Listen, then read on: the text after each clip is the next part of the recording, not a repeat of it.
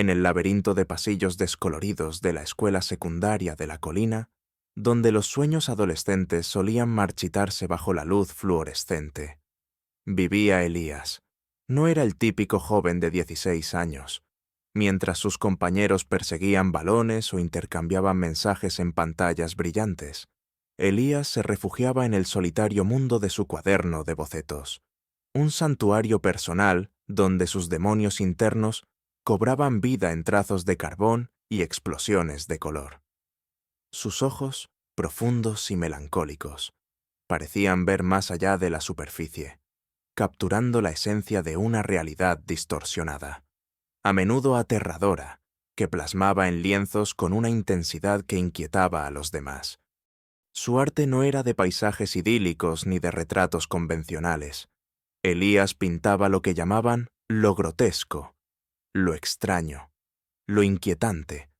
Sus pinceladas daban forma a criaturas con ojos desproporcionados, a figuras humanas que se estiraban y retorcían en agonía, a paisajes urbanos que sangraban colores oscuros. Las paredes de su pequeña habitación estaban cubiertas con estos universos oníricos, un testimonio silencioso de su talento innegable. Pero lo que para él era una expresión vital, para otros era una aberración. En la escuela, su reputación lo precedía como el chico raro que pinta monstruos. La soledad era su compañera constante, una sombra familiar tan arraigada como su propia existencia. Almuerzos solitarios en el rincón más alejado del patio, pasillos despejados a su paso, risas ahogadas que lo seguían como un eco. Elías nunca se había preocupado demasiado por encajar. El arte era su refugio, su voz, su única forma de lidiar con el bullicio de un mundo que le parecía incomprensible. Pero la indiferencia pronto se convirtió en hostilidad abierta, especialmente por parte de un grupo liderado por Marco, el capitán del equipo de fútbol.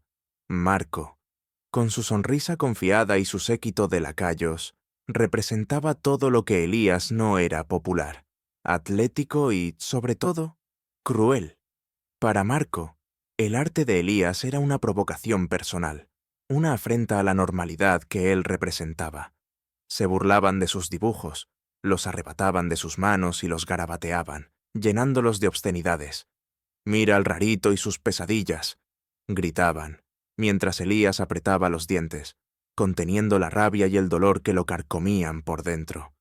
Elías, a pesar de su reclusión, tenía un anhelo profundo de ser comprendido, de que alguien viera la belleza y el significado en sus creaciones. Sus obras no eran solo oscuridad, eran un grito, una súplica por un mundo mejor, una protesta contra las injusticias que sentía a su alrededor.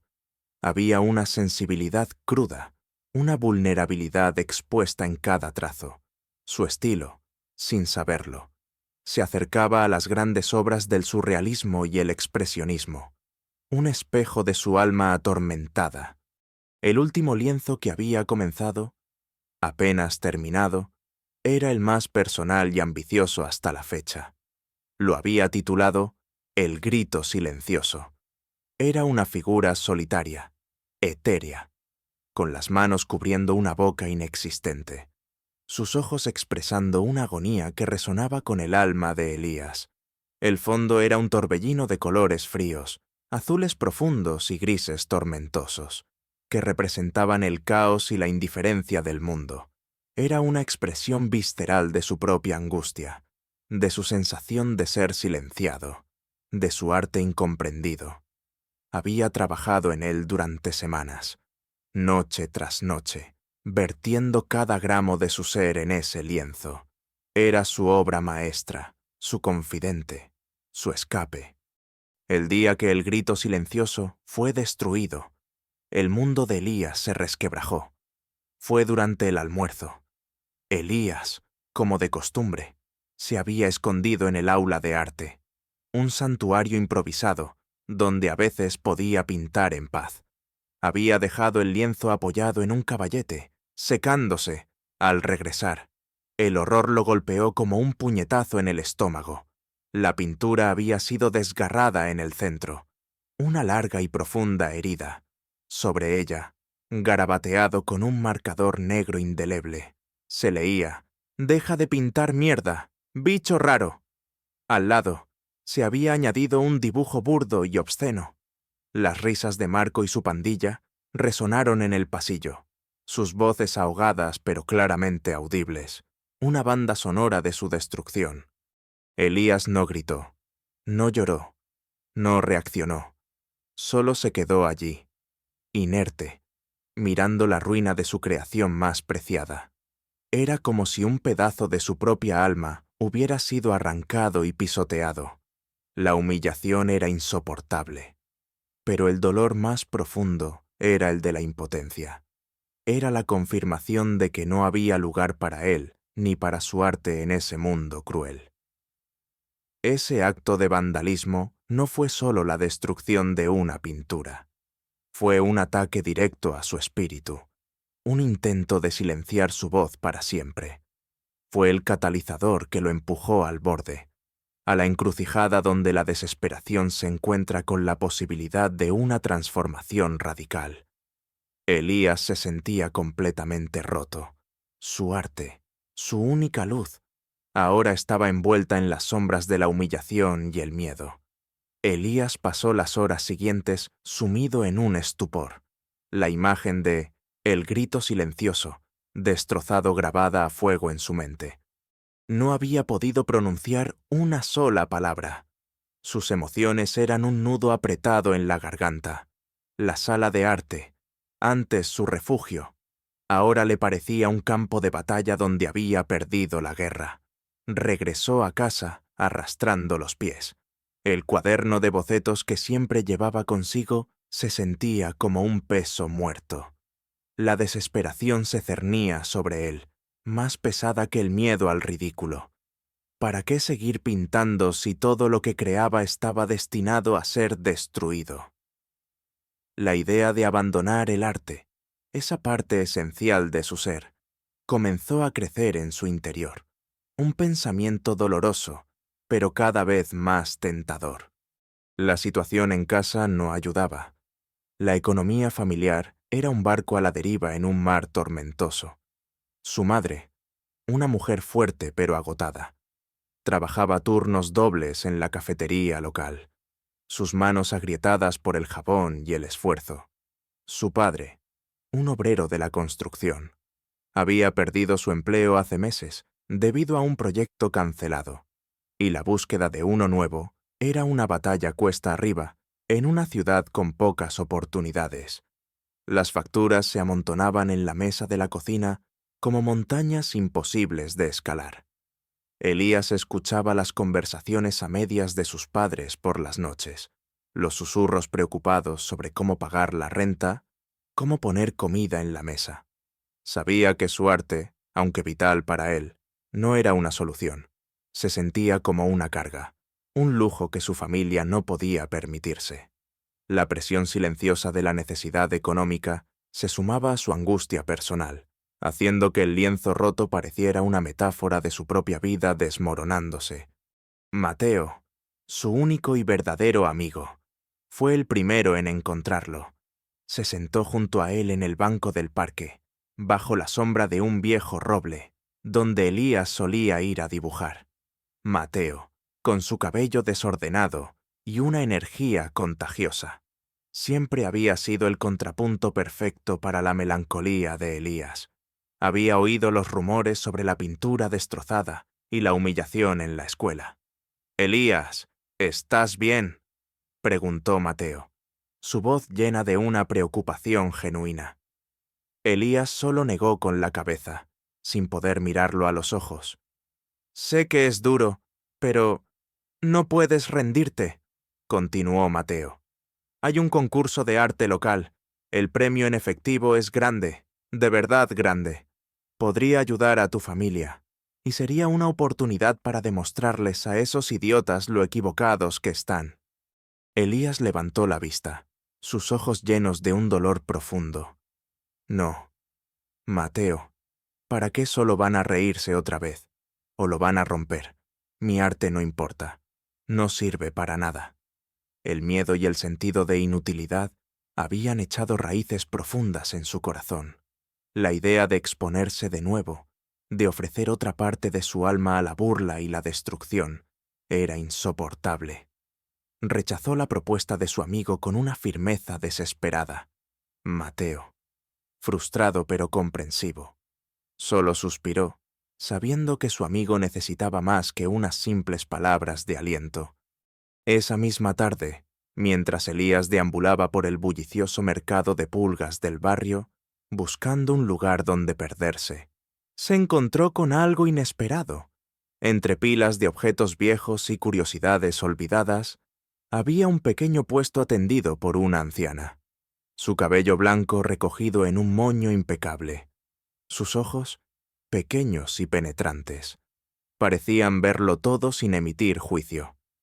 No llevaba las ropas rotas y sucias de los demás vendedores, sino un vestido de lino sencillo pero elegante, y un broche de plata con una intrincada filigrana sujetaba su cuello. En su puesto, en lugar de baratijas, había viejos libros de arte y algunas reproducciones de obras maestras. Elías, atraído por un volumen de arte surrealista, se detuvo. La anciana, con una voz suave como el susurro de las hojas secas, lo observó. «Joven, ¿te interesa el arte?», preguntó. Elías asintió tímidamente, aún sintiendo el peso de su dolor. La anciana sonrió, una sonrisa cálida y genuina que pocas veces había visto. «Tienes la mirada de un artista», dijo. «Veo la tormenta en tus ojos, pero también veo la luz». Liam no dijo nada. Se sentía vulnerable, expuesto, pero al mismo tiempo extrañamente reconfortado por la comprensión tácita de la anciana. Ella tomó una copia desgastada de un libro de Goya y se la ofreció. «El arte, joven, no siempre es bello a simple vista. A veces es un reflejo de la oscuridad que nos rodea, un grito que necesita ser escuchado, pero eso no lo hace menos valioso. De hecho, lo hace más. La belleza no siempre es lo que vemos, sino lo que sentimos y lo que nos hace sentir». Elías, asombrado por sus palabras, se atrevió a preguntarle: «¿Cómo sabe eso? ¿Usted es artista?». La anciana solo rió suavemente. «Soy una simple aficionada, joven, pero sé reconocer el verdadero talento cuando lo veo. No dejes que las voces del mundo apaguen tu luz. El arte es el espejo del alma, y tu alma, joven, es profunda y compleja. Sigue pintando. Incluso si el mundo te da la espalda, el arte siempre te esperará». Con esas palabras, la anciana le entregó el libro de Goya, negándose a aceptar dinero por él. «Guárdalo», dijo. «Es un regalo para un alma valiente». Mientras se alejaba del puesto, las palabras de la anciana resonaron en su cabeza. Un eco inesperado de esperanza en medio de su desolación. No era una promesa de éxito, ni una solución a sus problemas, pero era un reconocimiento, una validación que anhelaba desesperadamente. La desesperación no había desaparecido por completo, pero un pequeño atisbo de luz se había colado por la grieta. La idea de que su arte pudiera tener un valor, que alguien lo entendiera, por muy pequeño que fuera, había encendido una chispa en la oscuridad. Elías sintió un impulso, una curiosidad. Quizás, solo quizás, no todo estaba perdido. Quizás su arte, de alguna manera, tenía un propósito. Las palabras de la anciana, susurradas con la sabiduría de los años, se anidaron en el corazón de Elías como una semilla en tierra fértil. No le ofrecieron una solución mágica, ni un camino fácil, pero le dieron algo mucho más valioso, un destello de esperanza, un reconocimiento de su valor intrínseco como artista. La idea de que su arte, a pesar de ser tan diferente y a menudo incomprendido, pudiera tener un propósito, una voz que merecía ser escuchada, resonó profundamente en él. La desesperación que lo había paralizado comenzó a ceder. reemplazada por un pequeño y valiente impulso. Quizás, solo quizás, no todo estaba perdido. Esa misma noche, impulsado por esa chispa recién encendida, Elías se encontró de nuevo frente al caballete, no el que había sido testigo de la destrucción de El Grito Silencioso, sino uno viejo y manchado que había guardado en el desván. Abrió un nuevo lienzo en blanco. Su mano, que había estado temblorosa de miedo y frustración, ahora se movía con una determinación renovada. La anciana había dicho que el arte era un grito que necesitaba ser escuchado, y Elías decidió que su próximo trabajo sería precisamente eso, un eco de su resistencia. Ya no pintaría desde la oscuridad de la desesperación, sino desde la luz de la confrontación. Había decidido participar en el concurso de arte local. La decisión no fue fácil. El miedo persistía. El eco de las risas de Marco y su pandilla todavía lo perseguía. Pero la visión de la anciana, sus ojos penetrantes y amables, lo impulsaban hacia adelante. Eligió un tema que resonaba con su propia experiencia, la lucha de la luz contra la oscuridad, la belleza que emerge de la adversidad. Comenzó a concebir una obra a la que llamaría El Despertar. Sería una figura alada, emergiendo de un capullo de sombras, sus alas desgarradas pero extendiéndose con desafío hacia una luz cegadora. Los colores serían vibrantes y audaces, un contraste deliberado con los tonos sombríos de su trabajo anterior. Era una prueba de fuego personal, una confrontación directa no solo con sus acosadores, sino con sus propios miedos. El proceso creativo fue agotador. Cada pincelada era una batalla. Las horas pasaban volando mientras se sumergía en el lienzo, olvidándose del tiempo, del hambre, de la fatiga. Había noches en las que la duda lo asaltaba, en las que el miedo a no ser suficiente o a volver a fallar lo consumía. Recordaba las risas burlonas de la escuela, las palabras crueles. Sin embargo, en esos momentos de debilidad, la imagen de la anciana y sus palabras de aliento, o el recuerdo de la expresión de preocupación de Mateo, lo impulsaban a seguir. No podía rendirse. No ahora. La creación de El Despertar se convirtió en su obsesión. Sacrificó horas de sueño, la poca vida social que tenía aparte de Mateo, e incluso algunas comidas, para dedicarse por completo a su obra. Elías trabajaba en secreto en el viejo cobertizo de su patio trasero, que había habilitado como estudio improvisado, temiendo que, si Marco o sus amigos se enteraban, intentarían sabotearlo de nuevo. Sin embargo, los rumores sobre su participación en el concurso no tardaron en circular por la escuela. Las burlas se intensificaron. Miren al artista frustrado, ahora va a pintar flores, gritaban en los pasillos.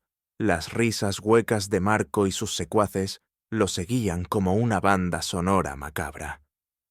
En el almuerzo, las miradas condescendientes se multiplicaron. Algunos incluso intentaron acercarse a él en la escuela para preguntarle sobre su nueva obra maestra, con un tono claramente sarcástico. Elías se limitaba a apretar los labios y desviar la mirada, negándose a darles el placer de una reacción.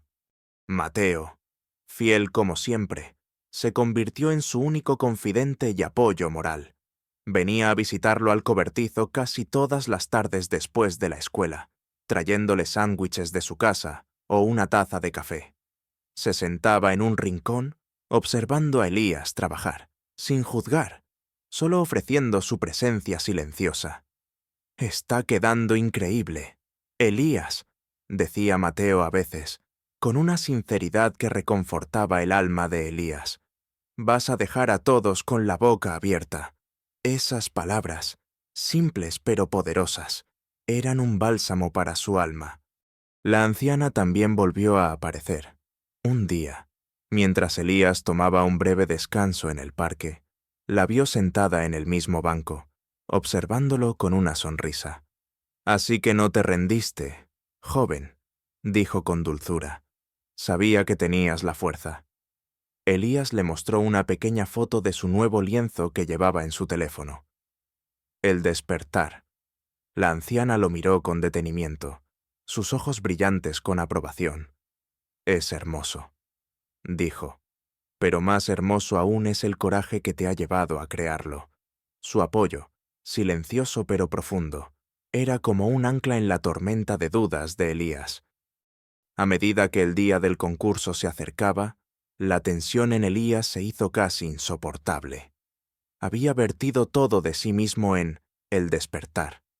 El lienzo no solo era una pintura, era una manifestación de su lucha, de su dolor, de su resiliencia.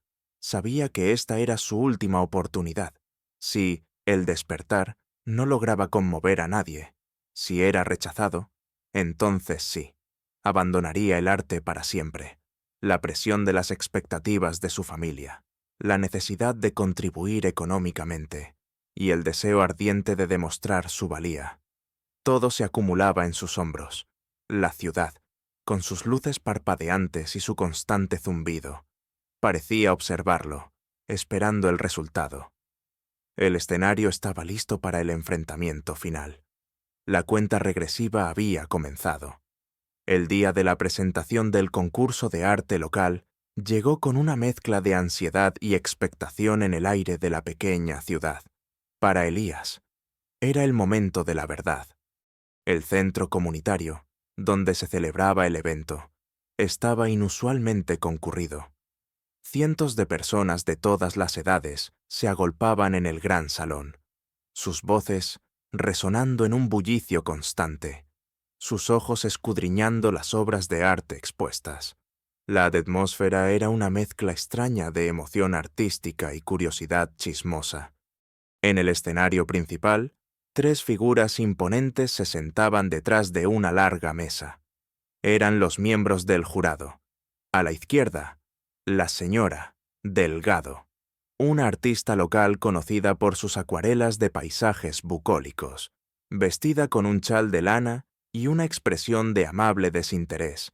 A la derecha, el señor Romero, dueño de la única galería de arte de la ciudad. Un hombre corpulento con un bigote pulcramente recortado y una mirada aburrida. En el centro, el presidente del jurado, un crítico de arte de la capital, el señor Valdés, un hombre delgado y ceñudo con gafas de montura fina que apenas levantaba la vista de sus notas, su postura irradiando una autoridad fría y distante. Su reputación como juez implacable lo precedía. Elías sintió que el corazón le latía con fuerza contra las costillas mientras se abría paso entre la multitud. Sus manos sudaban. A pesar de la temperatura fresca del salón, había dispuesto el despertar en el caballete asignado, cerca de la ventana, donde la luz natural le daba un brillo casi etéreo. La pintura era una explosión de color y emoción, la figura alada, con sus alas rasgadas pero extendidas. Parecía cobrar vida, emergiendo con una fuerza inquebrantable de un torbellino de sombras. Era un grito visual de resiliencia, de esperanza nacida de la adversidad.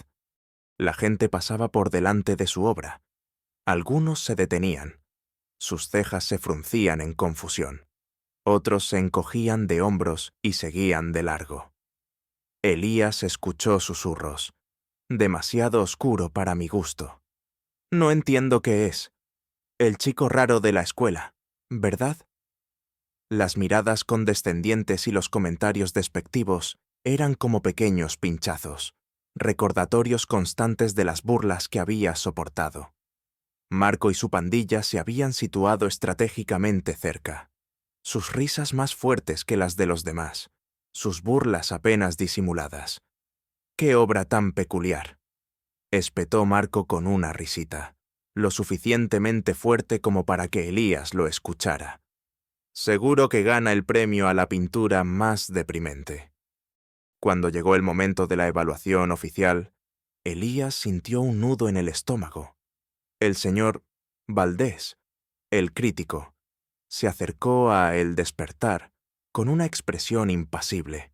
Observó la pintura durante un minuto largo, sus ojos detrás de las gafas parpadeando apenas.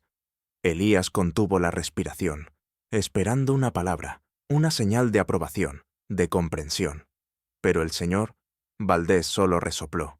Se ajustó las gafas y garabateó algo en su portapapeles sin una sola expresión en su rostro. Interesante elección de colores.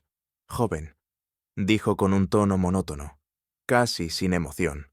Antes de girarse y pasar a la siguiente obra, sus compañeros de jurado asintieron con la cabeza, sin añadir comentarios, reflejando su aparente desinterés. Era una reacción fría, cortante, que se sintió como una puñalada en el corazón de Elías. La falta de una crítica apasionada, incluso negativa, era peor que el desprecio abierto. Significaba que su arte no era ni siquiera digno de una respuesta fuerte. Elías sintió que el mundo se desmoronaba a su alrededor. Las risas de Marco y su pandilla se hicieron más fuertes, ahogando cualquier otro sonido. Era el final. Su arte no era comprendido, no era apreciado. Había fallado. Con el alma hecha pedazos, se alejó lentamente de su obra, la cual, para él, ahora parecía vacía y sin sentido. Una cáscara de lo que había sido su última esperanza. La tristeza era un pozo sin fondo. Lo que Elías no sabía era que, escondido entre la multitud, un par de ojos perspicaces habían estado observando cada una de sus pinceladas con una intensidad febril. Un hombre con una gorra de béisbol de ala baja y gafas de sol oscuras, a pesar de estar en interiores, se movía discretamente por la sala, su figura casi imperceptible. Era Marco Aurelio, el enigmático artista de renombre mundial, conocido por su visión vanguardista y su capacidad para descubrir talentos ocultos. Había oído rumores sobre un joven prodigio y se había colado en el concurso, pasando desapercibido incluso para los organizadores. Su mirada, detrás de las gafas oscuras, estaba fija en el despertar. No había ni una pizca de aburrimiento en su rostro, sino una profunda fascinación. Una sonrisa casi imperceptible se dibujó en sus labios. Junto a él, disimuladamente, se encontraba la anciana del mercado de pulgas. Ella había mantenido un contacto discreto con Marco Aurelio durante años, siendo una de sus más confiables confidentes y, lo que Elías aún no sabía, una renombrada coleccionista de arte con un ojo infalible para el talento. La anciana observó la reacción de Valdés con un resoplido imperceptible, un gesto de desdén. Luego, se giró hacia Marco Aurelio, sus ojos brillantes con un significado que solo ellos dos compartían. «Te lo dije», susurró la anciana en voz baja, apenas audible por encima del murmullo de la multitud. Hay una verdad cruda y poderosa en su trabajo. Es la voz de una nueva generación. Marco Aurelio asintió lentamente, su mirada nunca abandonando la pintura de Elías. «Es más que eso», respondió Marco Aurelio, su voz profunda y resonante, aunque contenida. Es la voz de un alma torturada que se atreve a gritar. «Es auténtico». Los dos se miraron, un entendimiento silencioso pasando entre ellos. Para el mundo, la pintura de Elías había sido descartada, pero para este jurado invisible, el más importante de todos, el despertar era una revelación, un tesoro oculto que estaba a punto de ser descubierto. Elías se había ido, derrotado, sin saber que su verdadera victoria, la que cambiaría su vida para siempre, estaba a punto de desatarse. La derrota se aferró a Elías como una segunda piel, mientras el sol de la tarde se inclinaba, proyectando largas sombras sobre las calles. Él deambulaba sin rumbo, el eco de las risas de Marco y la fría indiferencia del señor.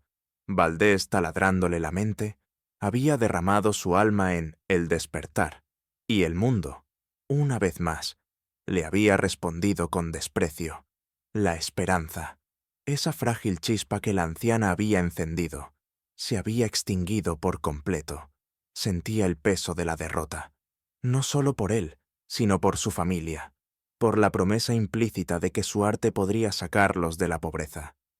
Cada paso era pesado, arrastrando no solo sus pies, sino también el último vestigio de su sueño, la idea de que su arte no importaba, que era un esfuerzo inútil, se convirtió en una verdad innegable que lo aplastaba. Mientras tanto, de vuelta en el centro comunitario, la atmósfera de indiferencia se había transformado en un frenesí inaudito.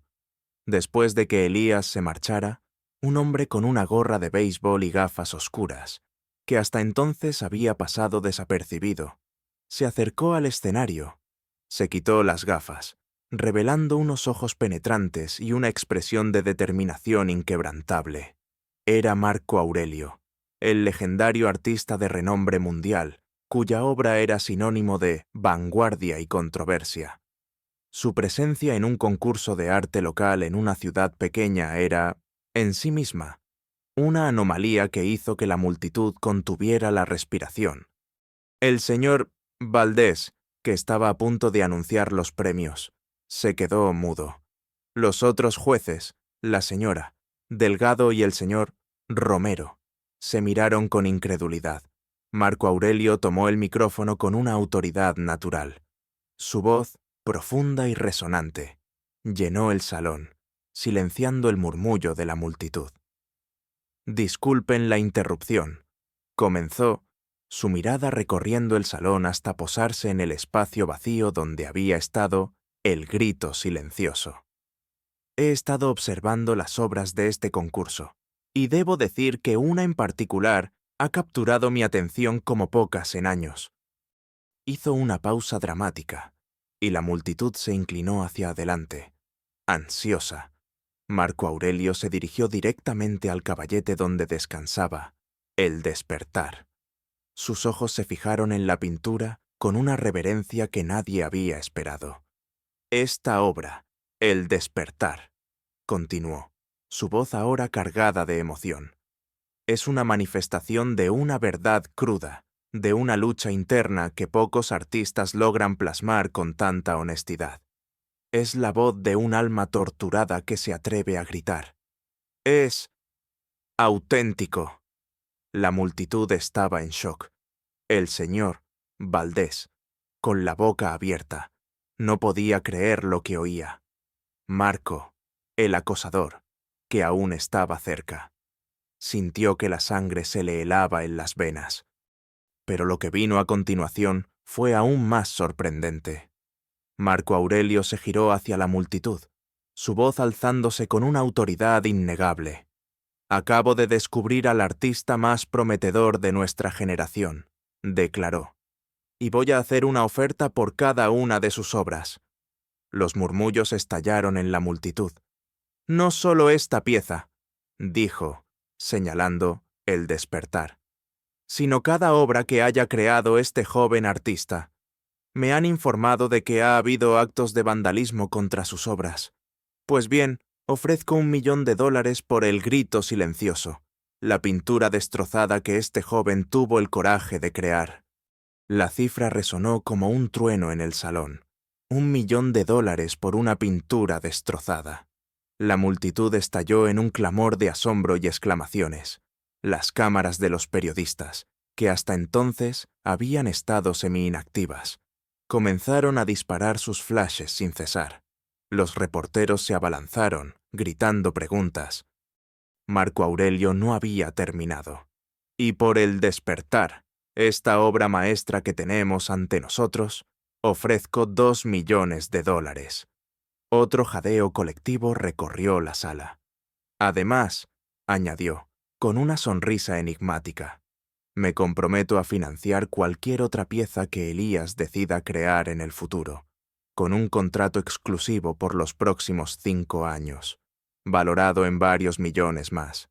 Quiero que este joven artista tenga la libertad y los recursos para seguir creando sin límites. El silencio que siguió a estas palabras fue ensordecedor. Luego, la sala explotó en un frenesí de aplausos, exclamaciones y el sonido de las cámaras. Los miembros del jurado, antes tan aburridos, ahora estaban pálidos, sus rostros una mezcla de asombro, vergüenza y pánico. El señor Valdés se desplomó en su silla, sus gafas torcidas, su reputación como crítico de arte en ruinas. La señora Delgado se cubrió la boca con las manos. El señor Romero solo pudo balbucear. Marco, el acosador, y su pandilla, que habían presenciado toda la escena desde la primera fila, estaban completamente en shock. Sus rostros pasaron del asombro a la incredulidad, luego a la vergüenza y al terror absoluto. El rarito al que habían acosado, al que habían humillado y cuyas obras habían destrozado, acababa de ser convertido en millonario, en un instante, por el artista más famoso del mundo. La justicia poética se había manifestado de la manera más espectacular posible. Marco y sus amigos intentaron escabullirse, pero ya era demasiado tarde. Los ojos de la multitud, ahora llenos de indignación, se giraron hacia ellos. Elías, el marginado, el incomprendido, se había convertido en un fenómeno de la noche a la mañana, y su arte en un tesoro invaluable. La rueda de la fortuna había girado, y aquellos que lo habían denigrado ahora eran testigos de su ascenso meteórico. La noticia de la subasta de Marco Aurelio se propagó como un incendio incontrolable. Las redes sociales explotaron con la historia del adolescente acosado que se convirtió en millonario artista. Los medios de comunicación locales e internacionales se agolparon a las puertas de la casa de Elías, ansiosos por obtener una declaración, una fotografía, cualquier fragmento de la historia que había cautivado al mundo. En cuestión de horas, el nombre de Elías, el rarito marginado, se convirtió en sinónimo de genio incomprendido y triunfo inesperado. Su humilde hogar, antes un santuario de soledad, se transformó en el epicentro de un circo mediático. Elías se sentía abrumado, aturdido por la vorágine de atención. De la noche a la mañana, había pasado de ser invisible a ser el centro del universo.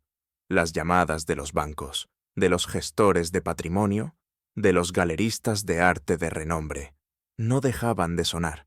Su cuenta bancaria, antes casi vacía, ahora ostentaba una cifra astronómica, el grito silencioso, la pintura destrozada, que había sido la fuente de su más profunda desesperación. Se convirtió en un símbolo de su resiliencia, su valor multiplicado por la conmovedora historia detrás de ella. El despertar era aclamado como una obra maestra, una pieza que encapsulaba la lucha y la victoria. Marco Aurelio, con su sabiduría y experiencia, se convirtió en la brújula de Elías en este nuevo y vertiginoso mundo.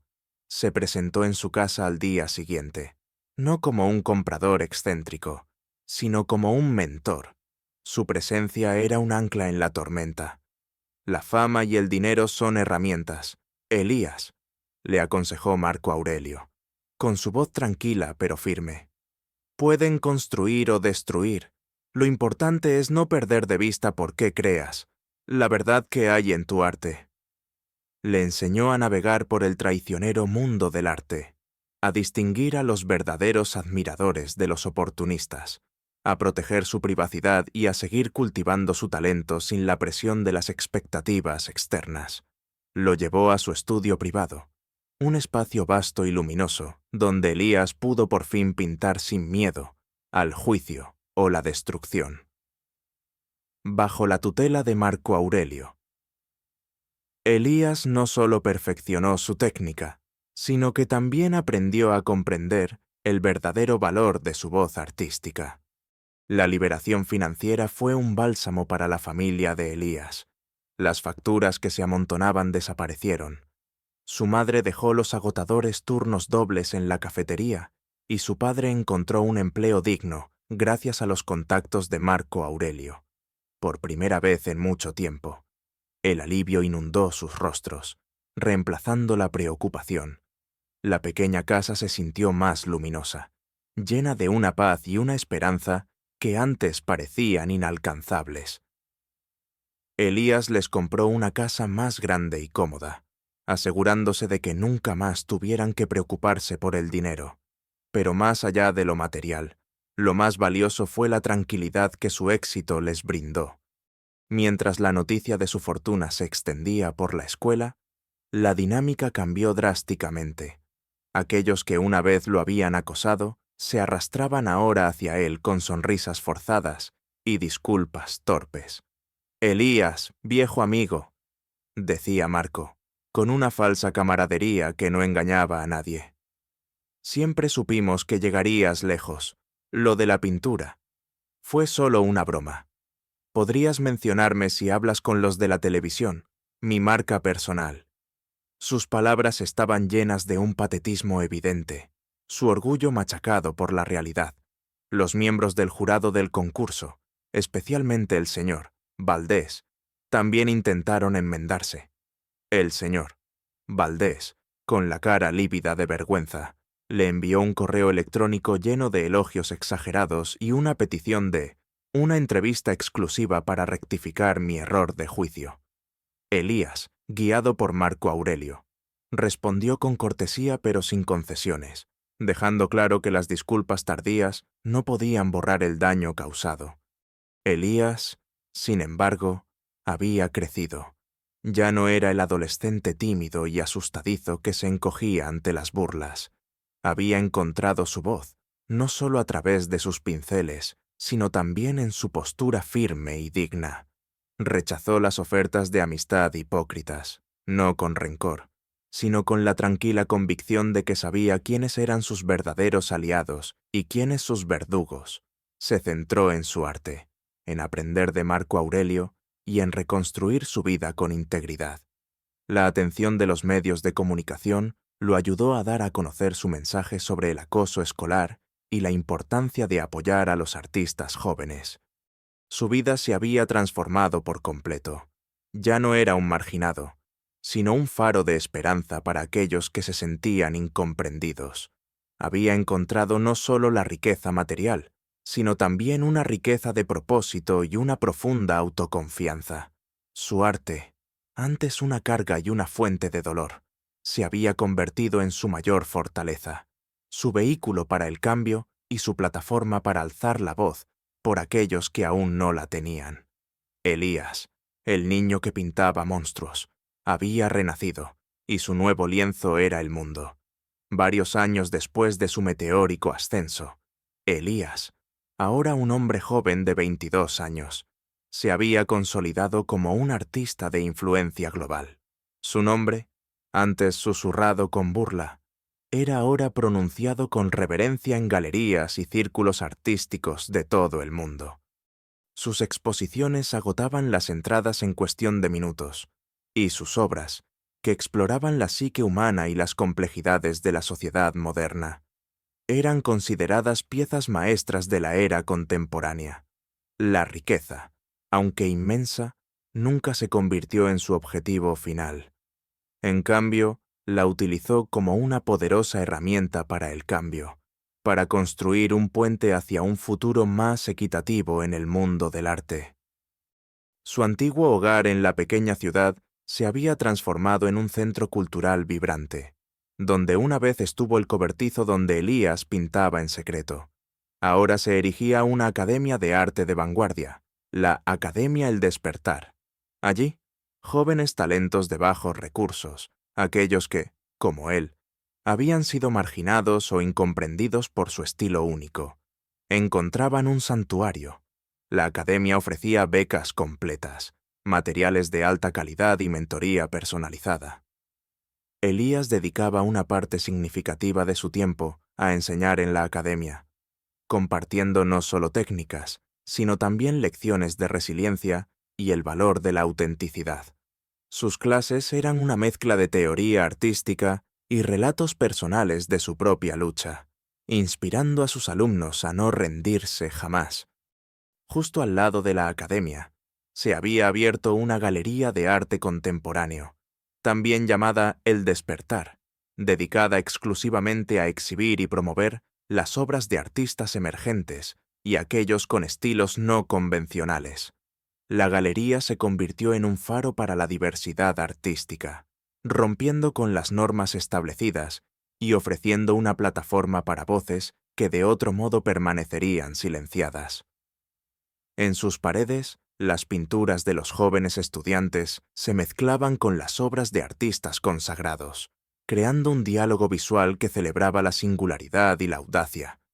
Mateo, su amigo incondicional, no era solo su mano derecha, sino también el eficiente y leal gerente de la academia y la galería.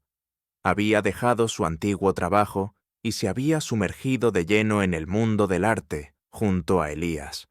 Su energía contagiosa y su visión para los negocios complementaban a la perfección la mente creativa de Elías. Juntos, formaban un equipo imparable, demostrando que la amistad verdadera podía ser la base de un imperio. Mateo se había casado y tenía un hijo pequeño, y su felicidad era un reflejo del impacto positivo que el éxito de Elías había tenido en sus vidas. Un día, mientras Elías paseaba por los pasillos de la academia, observando a sus alumnos pintar con la pasión que él una vez había sentido en la soledad de su habitación, vio una figura familiar en la entrada. Era la anciana del mercado de pulgas, su cabello blanco más brillante que nunca, y en su regazo descansaba el mismo broche de plata que había usado aquel día crucial. Se había convertido en una figura regular en la academia y la galería, una observadora silenciosa, pero siempre presente. Se acercó a Elías con una sonrisa enigmática. Parece que la luz ha encontrado su camino. Joven, dijo, sus ojos brillando con una sabiduría antigua. Tu grito silencioso ahora resuena en todo el mundo. Elías sonrió. Gracias a usted, señora, respondió. Usted fue la primera en escucharme. La anciana solo asintió, su mirada serena. Solo entonces, Elías, ya maduro, se dio cuenta de la verdad que siempre había estado allí. La anciana no era una simple aficionada. Su conocimiento profundo del arte, su discreción y su enigmática presencia revelaron que ella era, de hecho, una de las más renombradas y elusivas coleccionistas de arte del mundo, Madame Dubois, quien había operado en el anonimato durante décadas, moviendo hilos y descubriendo talentos con su ojo infalible. Había sido ella quien había contactado a Marco Aurelio inicialmente, guiándolo hacia el concurso de Elías. Elías había exhibido el grito silencioso y el despertar en un lugar de honor dentro de su propia galería, no para exhibir su victoria, sino como un recordatorio constante de su origen, de la lucha que lo había forjado. El grito silencioso, restaurado con el mayor cuidado por los mejores conservadores de arte. Era un testimonio de la resistencia del espíritu, y el despertar era la promesa de un futuro brillante. Una tarde, mientras la luz del sol se filtraba por los grandes ventanales de la galería, Elías se detuvo frente a El despertar. La figura alada parecía mirarlo, no con dolor, sino con una fuerza serena. Él no era solo un artista, ni un millonario. Era un guardián de sueños, un mentor, un filántropo. Su historia, la del adolescente acosado que encontró su voz a través del arte, se había convertido en una leyenda, un faro de esperanza para todos aquellos que alguna vez se sintieron diferentes, incomprendidos o silenciados. Había convertido su dolor en propósito, su adversidad en un legado, demostrando que la verdadera belleza reside en la capacidad de transformar las sombras en luz, y que la perseverancia, combinada con la autenticidad, puede pintar un futuro más brillante para todos.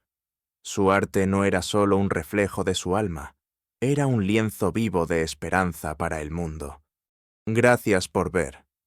Si disfrutaste esta historia y quieres ver más, no olvides suscribirte. No te pierdas la próxima y, ya que estás aquí, no te pierdas nuestros otros videos. Siempre hay más para explorar. ¿Desde dónde nos ves?